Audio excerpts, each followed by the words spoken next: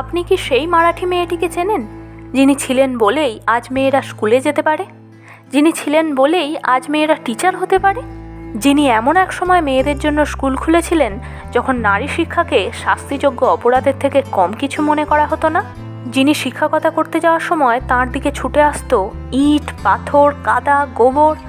আবার তিনি গর্ভবতী হয়ে পড়া বিধবা মেয়েদের ডেকে এনে ঠাঁই দিতেন ঘরে।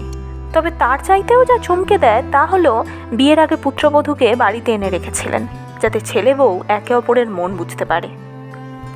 শুধু তাই নয়, নিজের কোনো সন্তান না থাকায় স্বামীর মুখাগ্নি থেকে সৎকারের সমস্ত কাজ তিনি নিজে করেছিলেন। এই কাহিনী হলো সেই সাহসী মহিলার, যিনি দেশের প্রথম মহিলা টিচার হয়েছিলেন। কোন সাহসী মহিলার জীবন কথা এবার আপনাদের শোনাবো বলুন তো? চিনতে পেরেছেন কি তাকে?